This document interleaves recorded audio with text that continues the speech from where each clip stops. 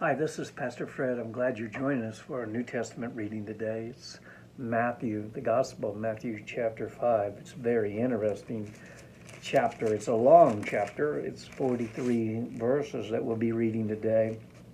Very, very interesting. Let's just jump right in here and get reading. I think you're going to enjoy this chapter. Chapter 5. And they came over unto the other side of the sea, into the country of Gadarenes.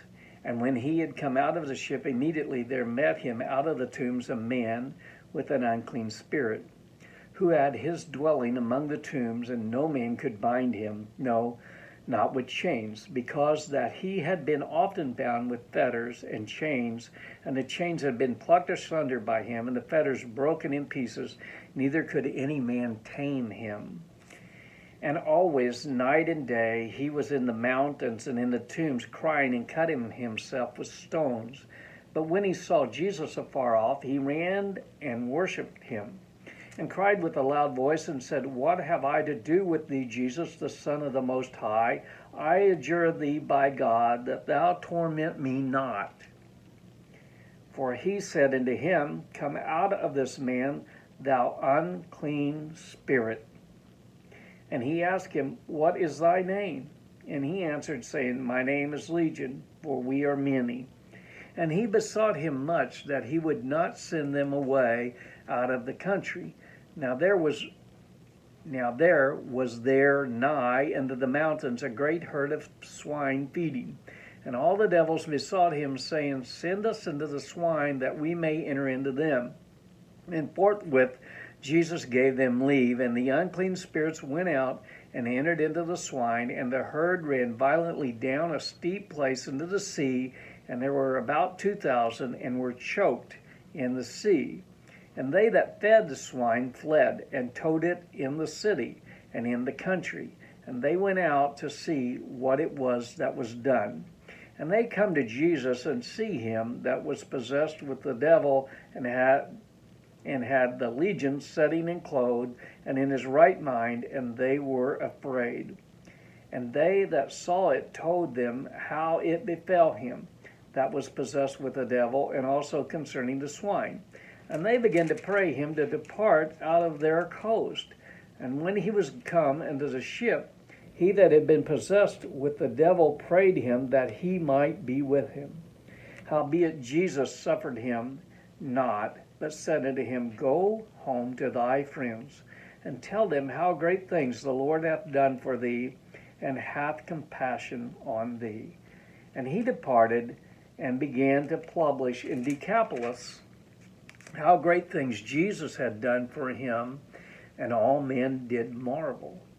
And when Jesus was passed over again by ship into the other side, much people gathered unto him, and he was nigh the sea.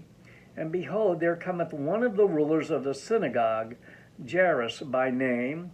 And when he saw him, he fell at his feet, and besought him greatly, saying, My little daughter lieth at the point of death. I pray thee, come and lay thy hands on her, that she may be healed, and she shall live.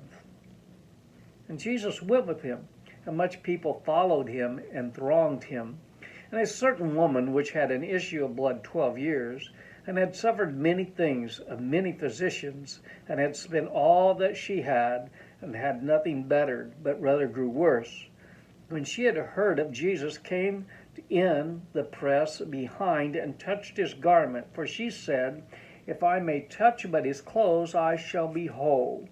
And straightway the fountain of blood was dried up, and she felt in her body that she was healed of that plague.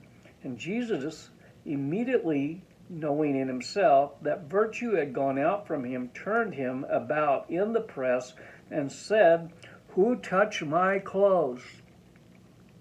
And the disciples said unto him, Thou seest the multitude thronging thee, and sayest, Who toucheth thee?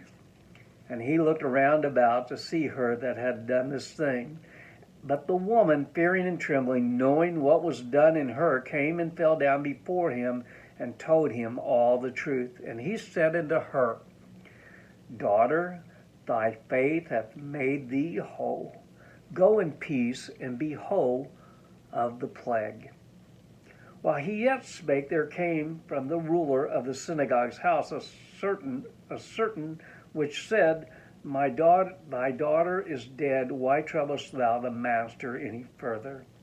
As soon as Jesus heard the word that was spoken, he said unto the ruler of the synagogue, "Be not afraid, only believe." And he suffered no man to follow him, save Peter, James, and John, the brother of James. And he cometh to the house of the ruler of the synagogue, and he seeth the tumult, and them that wept and wailed greatly. And when he was come in, he said unto them, "Why make ye this ado, and weep? The damsel is not dead, but sleepeth." And they laughed him to scorn. But when he had put them all out, he taketh the father and the mother of the damsel, them that were with him, and entered in where the damsel was lying. And he took the damsel by the hand, and said unto her, "Talitha cumi," which is being interpreted, "Damsel, I say unto thee, arise." And straightway the damsel arose and walked, for she was of the age of 12 years. And they were astonished with great astonishment.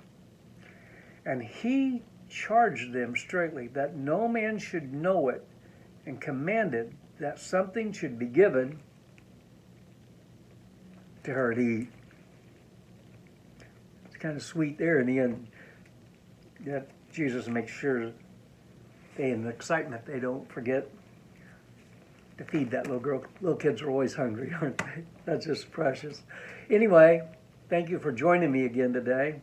If you're reading chapter by chapter, wow, we're five readings in, and we're coming along. If you're just reading through, you may be just got a lot of chapters read, hopefully. So anyway, God bless, and may He add His blessing to the reading of His Word.